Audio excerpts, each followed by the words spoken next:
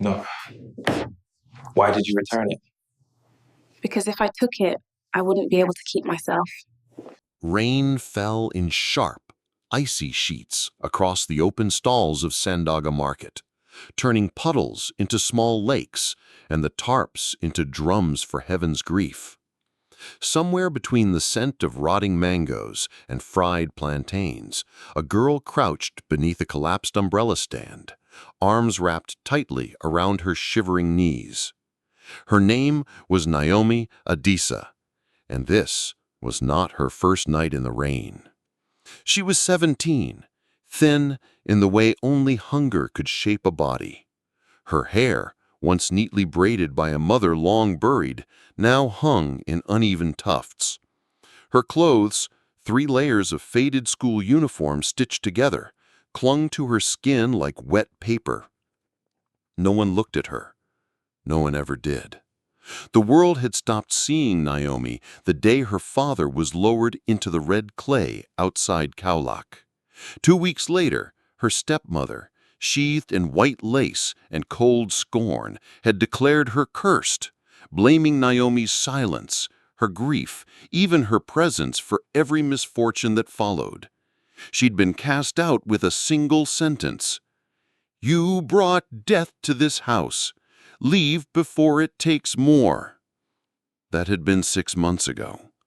Since then, Naomi had learned to read hunger like a second language. She knew which fruit vendors tossed bruised bananas near closing, which mosque courtyard had the cleanest water spout, and which corner of the train station was least likely to be patrolled after dark. She also knew how to dream, though less frequently now. Dreams were heavy things. They needed rest to grow, and rest had no space in Naomi's life. Until tonight. Her stomach had stopped growling. That was dangerous. It meant hunger had moved past pain and into silence, the kind of silence that could carry you away if you let it. Naomi curled tighter under her makeshift tarp and closed her eyes against the sound of the rain. And then she saw it. A glint, a shape.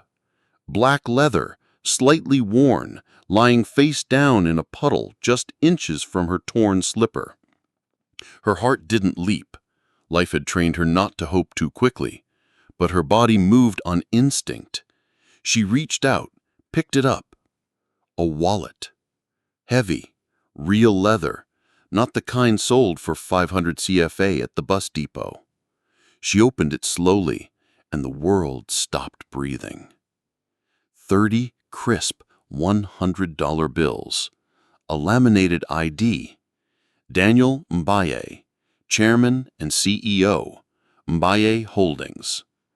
Address, 19 Rue de Palmier, Almadies. Naomi froze. 30 bills, US dollars.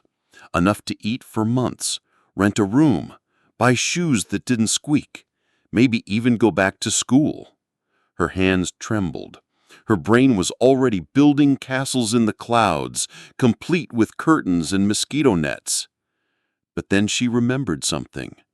Her mother's voice, faint but firm, a whisper from the past. "If you steal another man's peace, you lose your own." Naomi looked at the money again, her fingers clenched. She could almost feel the hunger reaching for it like a second soul, but she pushed it back, tucked the wallet inside her dress, right over her heart, where it burned like a decision she hadn't fully made yet. She stood up slowly. The rain had not let up. If anything, it felt heavier now, like the sky was watching. Before we go any further, comment where in the world you are watching from, and make sure to subscribe because tomorrow's story is one you don't want to miss. Naomi stepped out from under the stall. Water splashed up her calves. She turned toward the open road, away from the market lights, toward the rich hills of Almadies. She had no money, no phone, no map. But she had a name, an address, and a conscience too stubborn to be bought. And somehow, in that moment, It was enough. The rain had stopped by dawn, but Naomi's dress clung to her like a second skin, heavy with last night's indecision. She had found a dry ledge behind an old billboard near the Sandaga footbridge. There, wedged between rusted scaffolding and graffiti that read, "God still sees you," she lay awake, clutching the wallet like a heart she didn't want to break. Sleep had been shallow, full of fractured dreams, of balconies and bread, of keys that opened more than doors. But every time she drifted, the image of the crisp dollar bills snapped her awake, guilty and shaking. Naomi sat up, the city already humming back to life around her.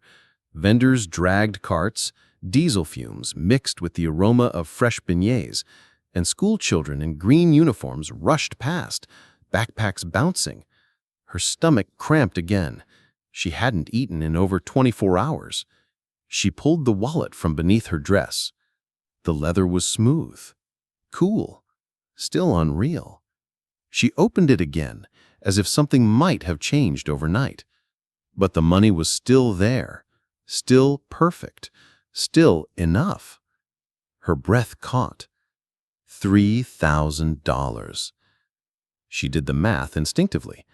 At the black market exchange rate, that was over 1.8 million CFA francs, enough to rent a small room for a year, buy a used sewing machine, take tailoring classes, maybe even start a side hustle selling custom dresses on Instagram.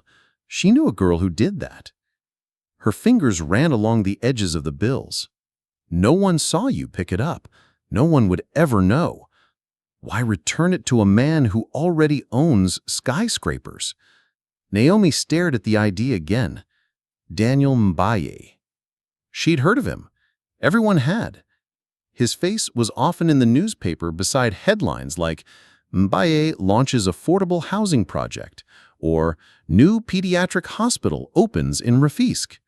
He was rich, respected, and untouchable. Men like him didn't lose things, and if they did, they didn't miss him. But still, she remembered the way his eyes looked in the photo, calm, confident, focused. He didn't seem like the kind of man who'd cry over $3,000.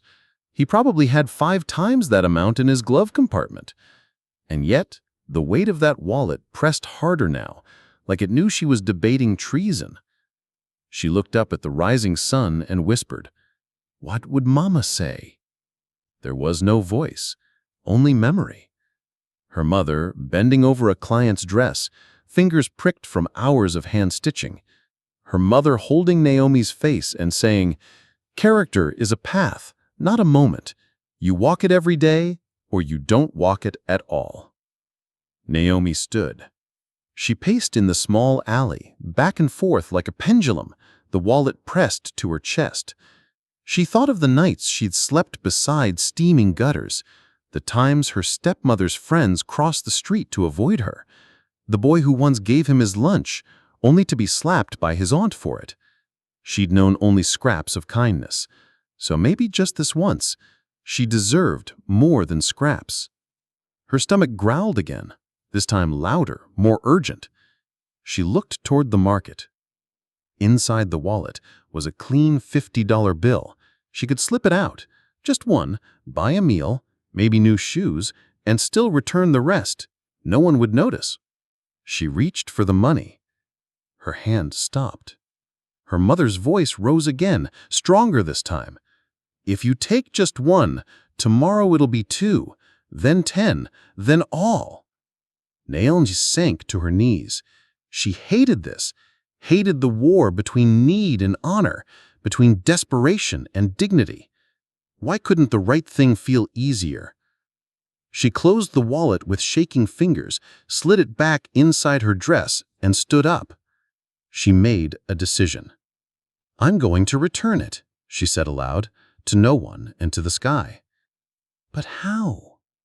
She had no phone, no credit to call, no data to map the address. 19 Rue de Palmer, Almadies. She'd only heard of Almadies on the radio. Wealthy, clean, full of embassies and tall gates. It felt like another planet. She glanced at the taxi stand across the road. The fare from Sandaga to Almadies would cost at least 5,000 CFA francs. She had exactly 100 francs, enough for half a donut. She exhaled slowly. Then she started asking. "Excuse me, sir," she said to a man arranging papayas on a wheelbarrow. "I do know how I can get to Almadies. I found something important I need to return." The man didn't look up. "Go to the embassy." "It's not for the embassy," she tried. "It's for a person. A wallet." "Huh, you found a rich man's wallet and you want to give it back, girl? Even angels are tired." Another man nearby, sipping coffee from a small metal cup, chimed in, "Don't be stupid. Use it. Eat. Live." Naomi tried again with a woman selling phone credit. "Please, I need help getting to Almadies." The woman looked her up and down, her eyes narrowing. "You're too clean to be homeless and too dirty to be trusted." Naomi's throat tightened. Hours passed like this, one rejection, then another. Some cursed, some laughed, most simply walked away. By noon, she had wandered so far from the market, she no longer knew what street she was on. Her legs throbbed, her slippers were torn. She sat on a curb beside a cracked wall and buried her face in her hands. Tears came, uninvited. "What if they're right?" she whispered. "What if I'm stupid?" Then, almost in response, she heard a familiar voice, not real, but remembered. "Better to sleep hungry with honor than full with shame." She wiped her face. She took the ID out one more time. Daniel Mbaye, 19 Rue de Palmer, Almadies. If the buses wouldn't take her and no one would help, she'd walk. Even if it took days. Even if her feet bled. Even if the world refused to understand. She rose, slowly, painfully. The wallet thumped against her chest. A promise, a weight, a test. She looked to the west where the sun dipped toward the Atlantic, and she began to walk. The road from Sandaga to Almadies wasn't marked on any map Naomi had ever seen, but she didn't need GPS. Hunger had taught her to navigate through instinct.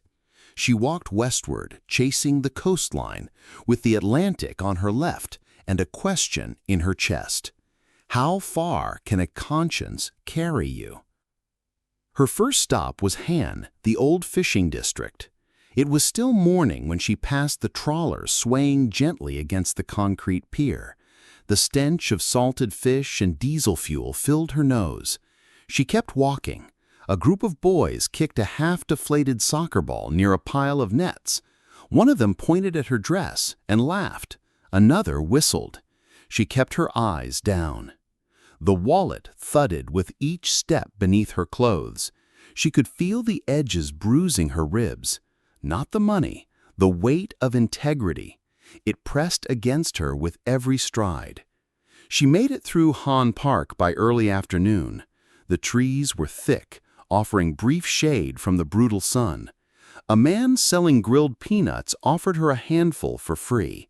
She shook her head, too ashamed to take. He shrugged, turned away. By evening, she reached the edge of Yoff, where the road turned from paved to pitted. Sand collected in small drifts against broken sidewalks. Naomi's slippers, already thin, gave out near a traffic circle. The straps snapped. She walked barefoot after that. Her legs ached, her skin darkened under the sun, but worse than all of it was the invisibility. She walked past hundreds of people, and none stopped to ask why a girl her age was limping alone, shoes gone, clothes tattered, eyes fixed ahead like she was chasing salvation. That night, she slept by side an abandoned petrol station. She curled up behind an old billboard for Orange Mobile, using her backpack as a pillow. The wallet, still buried in her dress, pulsed against her chest like a beating heart. She dreamed of her mother, They were in a small kitchen, kneading dough. Her mother laughed and said, "You're strong, Cherie, but strength isn't in muscles. It's in what you choose when no one claps." Naomi woke with tears drying on her cheeks. Day 2. She started early, before the sun could become cruel again. She passed through Ngor, the artists' quarter. Murals covered the walls, faces of revolutionaries, poets, and angels with broken wings. One painting stopped her. It showed a barefoot child holding a lantern in the dark. The caption beneath it read, "Light walks with those who refuse to run from truth." She pressed her fingers against the paint, then moved on. Around noon, her legs gave out. She collapsed near a cafe full of students. Some looked at her, none helped. A waiter eventually approached her and said, "Mademoiselle, please, this is not a place to beg." "I'm not begging," she whispered. "I'm just tired." He sighed, walked away. A few minutes later, he returned with a cup of cold water. "No charge," he said, "but you must go." She nodded, drank slowly. Every drop tasted like grace. By evening, the world blurred. Her vision dimmed. Her feet were raw. Her thoughts scattered. She couldn't even remember why she was walking anymore. Then she passed a small church with an open door. Inside, a woman swept the floor. She looked up and paused. "You're not here to steal, are you?" the woman asked. "No," Naomi said, too tired to lie. "I just need to sit." She nodded once, then sit. She did, on a wooden pew, in silence. The scent of wax and dust filled the air. As night fell, the woman brought her a blanket and said, "God sees the long walk." She slept there, on a bench made for prayer, not sleep. Day 3. Her legs moved before her brain did. She wasn't walking now. She was surviving. She passed through the United Nations roundabout, then the massive American embassy. Flags waved in breezes she couldn't feel anymore. Then the signs began to change. Rue des Palmiers, Almadies. The city transformed. No more street vendors, no more plastic stalls. Just glass walls, palm trees, white SUVs, and roads clean enough to eat from. People here wore perfumes that cost more than Naomi had seen in a year. Their shoes clicked. Their sunglasses matched their cars. She crossed into this world like an uninvited ghost. Heads turned, mouths curled. A security guard at a villa gate picked up his radio. She didn't stop. She was limping now, blood staining the back of her heel. Her backpack hung loose. Her dress was nearly transparent with sweat. But she didn't stop. And then she saw it. 19 Rue des Palmiers. A tall black gate, gold initials in the center, MB. Cameras watched her from above. She stood in front of it, trembling. She looked at her reflection in the polished steel, skin cracked from sun, hair knotted, eyes red. She didn't look like someone who belonged in front of a billionaire's home. She pressed the intercom button. A voice crackled. "Yes." She leaned in. "I need to speak to Mr. Daniel Mbaye. It's important." Silence. Then, "Who are you?" Her voice broke. "My name is Naomi. I found his wallet." More silence. "Hold on." She waited. 2 guards appeared. They scanned her, scoffed. "You say what? You found Oga's wallet?" She nodded. "Please, I didn't take anything. I walked here from Sendaga." They laughed. "You expect us to believe you walked all the way here? With this heat? This sun?" "I did," she said quietly, "because it wasn't mine." One guard reached for the wallet. She stepped back. "I need to give it to him, myself." "You crazy girl?" They moved forward. Naomi closed her eyes. She didn't run, didn't cry, didn't beg. She just stood still, solid, a statue of defiance and exhaustion. The gate slammed shut. She collapsed beside it, back against the iron, knees to her chest, and waited. The sun dropped slowly behind the palms, casting long golden fingers across the gleaming black gate of 19 Rue des Palmières. Naomi sat slumped against it, her head resting on one shoulder, the wallet still pressed firmly against her chest. Every part of her ached, her legs, her ribs, her hands, her pride. But she refused to leave. Inside the compound, engines hummed, dogs barked distantly, and muffled voices floated between trimmed hedges and marble columns. Outside, Naomi existed in a different world, a world of cracked concrete, bloodied heels, and stairs that turned her invisible. Another hour passed, then 2. The guards came out once more. One of them pointed at her with a baton. "Are you still here?" She didn't answer. "You think this is a film? You think Olga will come out and clap for you because you carried wallet like hero?" The other guard shook his head. "If she's not gone in 5 minutes, we're calling the gendarmerie." Still, Naomi said nothing. She'd lost her voice somewhere between the second day of walking and the moment the gate had first slammed shut. Words no longer mattered. They left again. She curled up tighter. The pavement was cold. Her clothes had dried under the sun, but still carried the scent of rain, sweat, and willpower. People passed. A man walking his Labrador glanced at her, then picked up his pace. A pair of joggers in matching neon outfits gave her a wide berth. A delivery man parked his scooter and looked at her with something close to pity before shaking his head and heading inside. No one spoke to her, and yet she stayed. When darkness finally fell, Dakar's affluent Almadies neighborhood turned quieter. Street lamps flickered on with mechanical precision. The air cooled. Naomi trembled, not just from temperature, but from fatigue woven into her very bones. She was hungry, again, or maybe still. She hadn't eaten in nearly 3 days.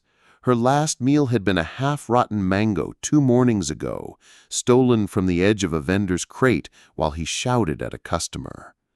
Her stomach gurgled, then went silent, the kind of silence that scared her. Sleep tugged at her eyes. She fought it. But then it came.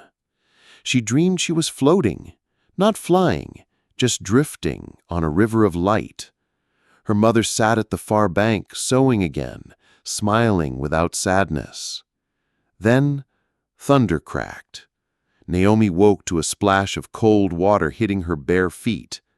A street cleaner, irritated, muttered under his breath, "Go find your house, child. Don't sleep here." She blinked. It was early. The sky was still more gray than blue. The first call to prayer echoed faintly from a distant mosque. She sat up slowly, joints stiff. And then movement, inside the compound. The massive gate began to creak open. Naomi stood up so fast her knees buckled. She leaned on the wall for support, blinking hard. A convoy of black SUVs rolled forward in slow formation, windows tinted, polished chrome wheels gleaming. She moved on instinct, stepping into the middle of the driveway, directly into the path of the first car. Tires screeched, horns blared, guards yelled, "Get out of the road! Are you mad? Move!" But she didn't move. She planted her feet, weak as they were, and raised one trembling hand. The door of the lead SUV opened. A man stepped out. Tall, mid-40s, sharp gray suit, clean glasses, skin the color of burnished teak. His face exactly as it was on the ID card, Daniel Mbai. He looked at her calmly, unhurried, unthreatened. "Who are you?" he asked, voice low but commanding. Naomi opened her mouth, but nothing came out. She could only stare at him, the man whose name she had carried across a city like a secret, whose wallet she had slept on like a pillow, whose money could have changed her life, but whose photograph had kept her honest. Then, at last, her voice found itself.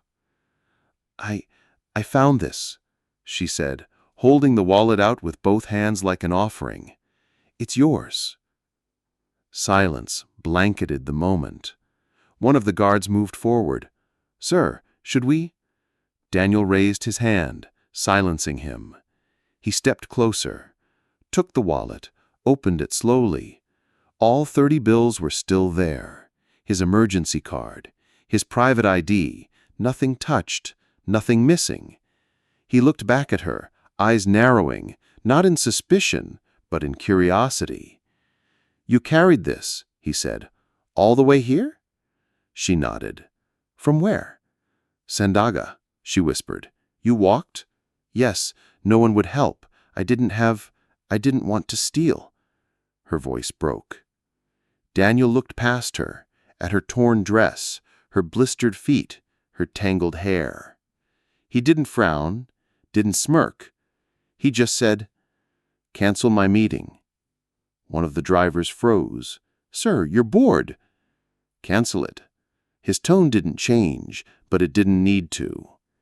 He looked back at Naomi. "Come inside."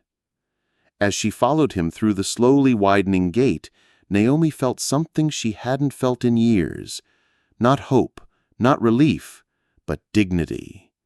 Her steps faltered, but her spine straightened. The guards stared, stunned. The dogs barked once and then fell silent. Daniel Mbai did not look back to see if she was keeping up. He didn't need to. She was. The moment Naomi stepped past the gate, the world changed. The compound behind 19 Rue des Palmières was unlike anything she'd ever seen. A private kingdom tucked inside the edges of privilege. A wide driveway paved with interlocking bricks shimmered under early sunlight. Manicured lawns unfurled on either side, flanked by rose bushes trimmed into perfect spheres. In the center stood a marble fountain, its waters catching the light like liquid diamonds. But Naomi barely noticed. Her legs trembled, her stomach clenched. The pain from 3 days of walking without food now came rushing back. She stumbled slightly, her vision swaying like the surface of a river. Daniel Mbai turned just in time to catch her before she fell. "Steady," he said, his grip firm but not rough. "You're safe now." She wanted to believe that, but safety wasn't something she knew how to recognize. A maid in a pale blue uniform appeared from behind a column, her face twisted with shock. "Sir, she's a guest," Daniel said evenly. "Take her to the guest room. Draw a warm bath. Bring food, something solid. She's been walking for days." The maid hesitated. "She's very dirty, sir." "I know. That's why I said bath." He looked back at Naomi. His expression had softened. "Go with her. We'll talk when you're rested." Naomi nodded, unable to speak. She followed the maid up the marble steps, her hands trembling at her sides. The guest room was larger than the shack she once lived in with her father. Cream-colored walls, polished wooden floors, a bed with more pillows than she'd ever imagined touching. A large mirror gleamed across one wall. She caught sight of herself and flinched. She looked like a ghost that had wandered into heaven by mistake. The maid, whose name was Salma, guided her into a bathroom that smelled of eucalyptus and citrus. She turned on the faucet. Hot water rushed into a porcelain tub. Naomi gasped. Salma returned with a bundle of fresh clothes, soft cotton pants, a clean t-shirt, even new underwear. When Naomi sank into the bath, the first thing she felt wasn't relief. It was pain. Every cut, every bruise, every abrasion screamed as hot water kissed her skin. But after the pain came calm, then disbelief, then something close to gratitude. She washed slowly. She used soap, real soap that lathered. When she dried off and dressed, she felt human again, for the first time in a long time. Downstairs, a tray of jollof rice and grilled chicken awaited her. Naomi stared at it as if it might vanish if she moved too fast. She sat. She prayed, quietly, the way her mother had taught her. Then she ate, slowly, respectfully, gratefully. After the meal, Salma led her into a lounge with wide glass doors that opened onto a view of the ocean. The air smelled of salt and jasmine. The silence was the soft kind, intentional, not empty.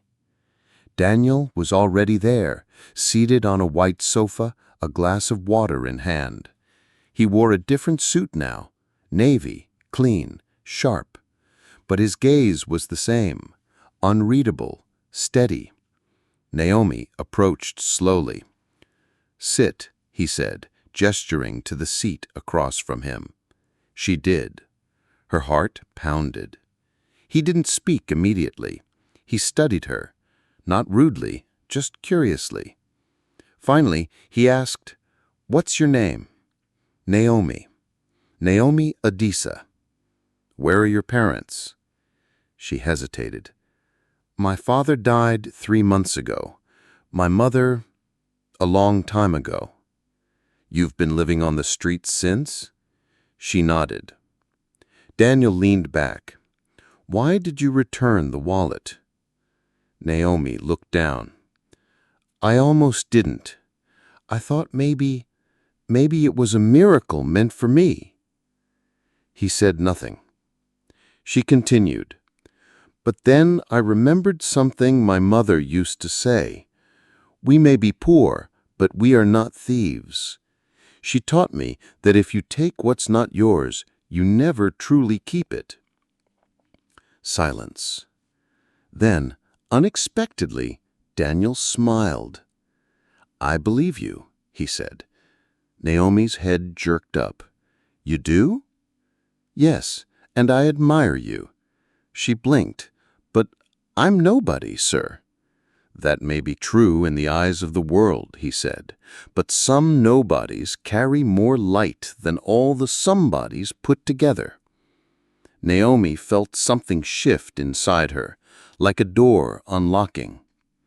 Daniel stood and walked toward the window. The ocean shimmered in the distance. He said, "You should rest for now. Tomorrow I'll tell you what happens next." That night, Naomi slept in a real bed. No dogs barking, no shouting bus drivers, no tarps fluttering like desperate flags above her head. Just warmth, sheets that smelled of lavender, and silence, the kind that holds you, not forgets you. For the first time in years, Naomi didn't fall asleep afraid. She fell asleep wondering, who exactly was Daniel Mbai, and why did he care so much about one lost wallet? Naomi woke to a golden beam of sunlight slipping through the tall windows. For a few seconds, she didn't move.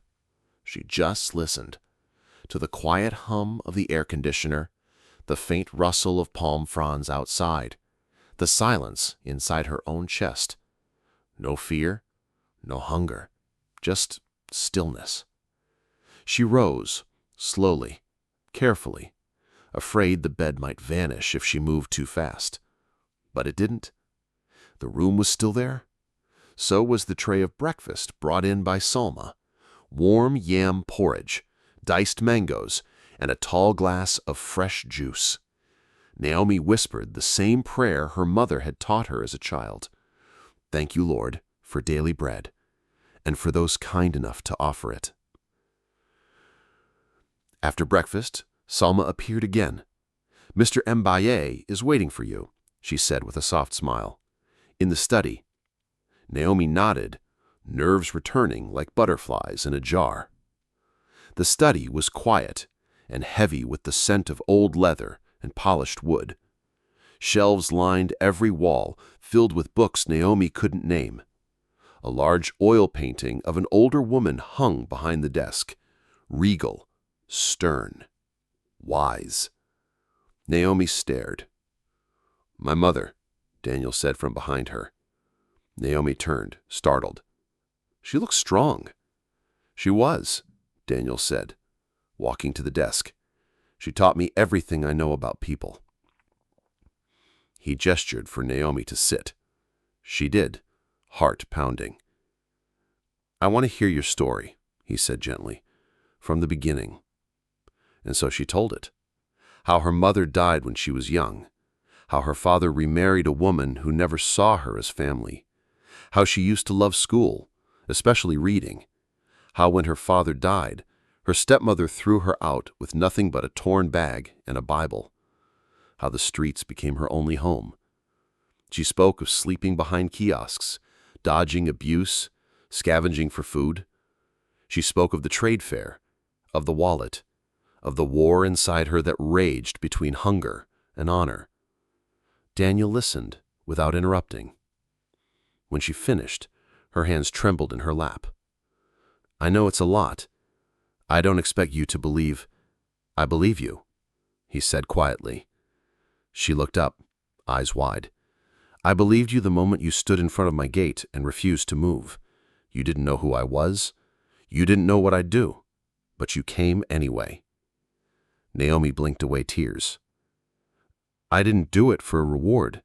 I know. And that's why you deserve one." She shook her head. "But I'm nobody." Daniel smiled faintly. "Not anymore." He rose, walked to a drawer, and returned with a white envelope. Naomi hesitated. "What is this?" "It's a cashier's check. $1 million.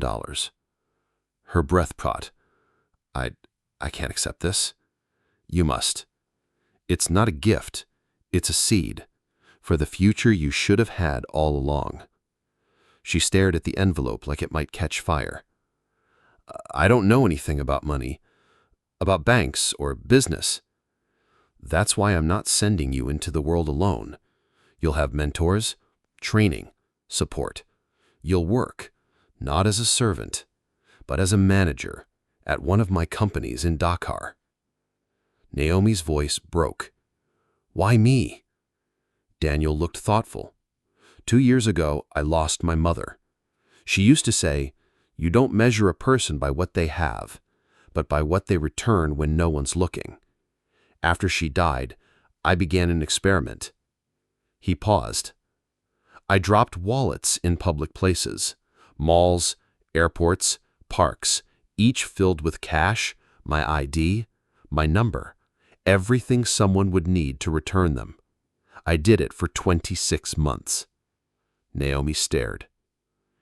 "You were testing people?" "I was searching for one, someone who still carried truth in their soul." He pushed the envelope across the table. "You didn't just return a wallet. You returned my faith in people." Naomi wept. Quietly, deeply, gratefully. That evening, Naomi stood alone on the guest balcony looking out over the ocean. The horizon glowed amber. The breeze was warm. For the first time in years, the sky didn't feel like it was falling. It felt like it was opening. She whispered to herself, "This isn't a dream." And in her heart she knew the world had not given her anything. She had returned it to herself. Naomi was adjusting the sleeves of her new navy blue suit when Daniel Mbaye asked her to join him on the terrace. The sun had just begun to rise over the Atlantic, bathing the rooftops of Dakar in molten gold. On the table between them, breakfast was already set. Steaming omelets, warm baguettes, fresh mango juice. Naomi sat quietly, still unused to the softness of cloth napkins and silver cutlery.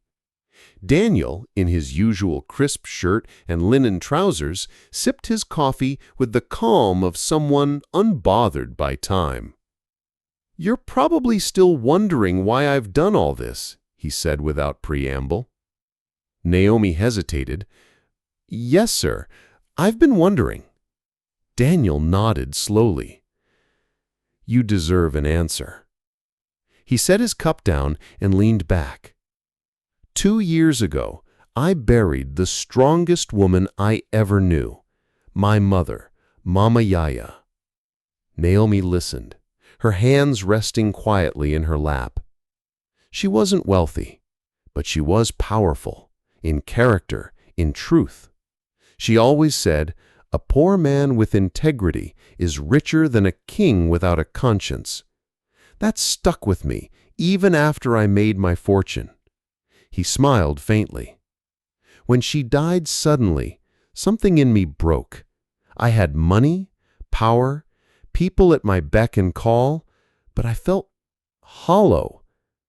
I didn't know who to trust, or if the values she raised me with still had a place in this world.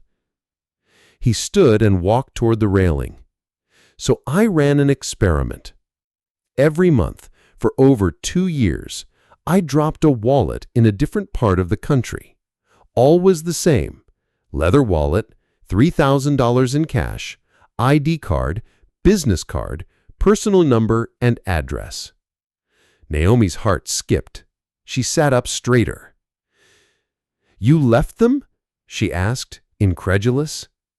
Daniel turned, his expression unreadable. "I did. Shopping malls in Joburg, airports in Accra, markets in Kigali, sidewalks in Lagos, always the same setup, always the same outcome." He paused. Not a single one came back. Some were stolen within minutes. Others probably ended up in gutters. I waited. Every time. No one called. Not once. Naomi's chest tightened. I started to believe my mother had been wrong, that the world no longer made people like her, that conscience had become an old folk tale. He looked at her directly. "Until you." Naomi looked down, overwhelmed. "I didn't even know it was a test." "That's what makes it real," Daniel said. "The people who do good only when watched are performing. But those who do good when no one's watching, they carry something sacred." He sat back down, folding his hands. "You passed a test you never signed up for. You didn't just return money. You returned my hope. You reminded me that my mother's legacy still lives in people like you."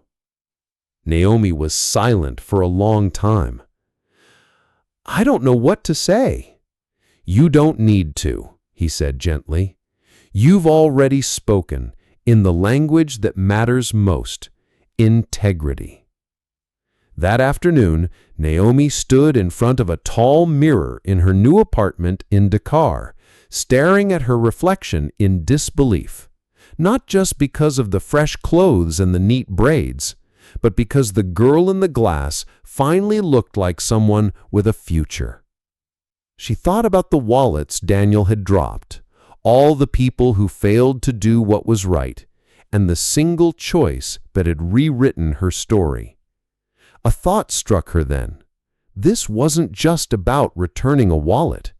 It was about passing a secret test, one designed not to punish, but to reveal, to filter the noise and find someone the world had overlooked. And somehow, she had been that someone.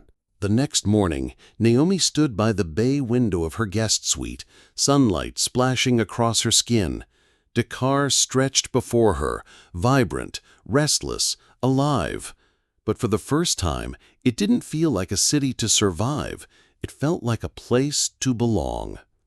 A gentle knock stirred her from thought. It was one of Mr. Mbaye's assistants, a kind-faced woman named Aminata, carrying a tray with tea and documents. "Good morning, Miss Naomi. Mr. Mbaye asked me to give you these." Naomi nodded politely and sat on the edge of the bed. The documents inside the folder made her breath catch. A formal job offer, relocation details, and an enrollment packet for a personal development program that included business courses, mentorships, and housing. Her name, Naomi Chisom Okoye, was printed in bold at the top. She traced it with her fingertip. It felt unreal. Later that day, she sat across from Daniel Mbaye once more in his sun-drenched office. "You're not just being given charity," he said. "You're being offered a foundation. I'm grateful, but I've never managed anything. I don't even have a diploma." Daniel smiled. "Skills can be taught, but not integrity. That's why you're here." He opened a slim leather box and slid it across the table. Naomi opened it slowly. Inside was a modest brass key on a velvet lining. "What's this?" "It opens your new apartment in Diamniadio, a short walk from one of our community centers. You'll start there, learning, observing, eventually leading." Naomi was speechless. "There's also a scholarship fund being set up in your name for other girls like you. Girls who've been called witch, burden, nobody." Naomi looked up, tears threatening. "I won't let you down." "I know," he said softly. "You already passed the hardest test." Weeks passed in a blur of lessons, mentorship sessions, and wardrobe fittings. Naomi shadowed community managers, joined strategic meetings, and began learning how to pitch ideas. Her natural empathy proved invaluable. She listened, really listened, to residents in underserved areas. One day, during a housing review meeting, Daniel introduced her as the incoming community engagement lead for Senegal. A few executives blinked in disbelief. "She's young," one whispered. "She's ready," Daniel replied firmly, "because she has what many don't, unshakable moral clarity." Naomi took a deep breath and spoke to the room. "Charity fades, but dignity builds communities. When people feel seen, they rise. I know this because I've lived it." Silence fell. Then, one by one, heads began to nod. The first home Naomi helped open wasn't big, 2 rooms, painted coral and cream. But it belonged to a mother of 3 who'd never owned anything before. As the woman received her keys, she held Naomi's hand with both of hers and whispered, "You are an angel in human skin." That night, Naomi stood on her balcony, watching the sun melt into the horizon. A small wrapped parcel lay on her counter. No name, no note. Inside was a worn paperback of Jane Eyre and a bookmark with a handwritten quote. "Courage is the quiet voice at the end of the day saying, 'I will try again tomorrow.'" Her eyes welled with tears. In that moment, she understood something profound.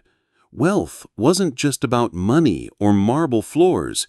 It was about the power to choose and to lift others up so they could choose too. And this new chapter? It was only the beginning. Months later, a call came from a number Naomi hadn't seen in a long time. Mushin, her old neighborhood. It was the voice of an elderly neighbor. Hesitant. Soft. "Naomi, it's your stepmother. She's very ill. She asks for you." For a long moment, Naomi said nothing. Her heart was a whirlwind of emotions, pain, confusion, a flicker of resentment, but also something gentler. Pity? Closure? She requested 2 days off and flew back to Lagos. When she arrived, the compound looked smaller. The paint peeled. The iron gate rusted. She stepped inside, her heels echoing on the cracked pavement. Inside, Ikana, her stepmother, lay curled on a worn mat, her cheeks sunken, her eyes heavy. When she saw Naomi, well-fed, dignified, radiant, she flinched. "Have you come to shame me?" she whispered. Naomi knelt without a word, gently taking her frail hand, the same one that once shoved her into the street. "I came to forgive you." Tears filled the woman's eyes. Naomi reached into her handbag and handed over a manila envelope. Inside, a deposit slip for a private clinic and a printed care plan. "You'll be admitted tomorrow. No one deserves pain, and I will not inherit bitterness." Ikana broke down. Why are you doing this?" Naomi didn't answer directly. She just whispered, "Because I'm not who you said I was. I'm still my mother's daughter." The room held no applause, no music, but quiet healing, witnessed only by walls that had seen too much suffering. That evening, Naomi visited her father's grave. She placed a single lily on the soil. "I found my way back, Papa, and I stayed kind, just like you taught me." As the wind rustled the trees, it felt like a blessing whispered through the leaves. 6 months after Naomi's appointment at Okoro Global Holdings, she stood at the entrance of Rose Gardens, the first affordable housing project under her leadership. Rows of pastel-painted townhouses lined the freshly paved road, their colors soft but vibrant, like hope made visible. Families waited with bated breath, clutching their allocation letters.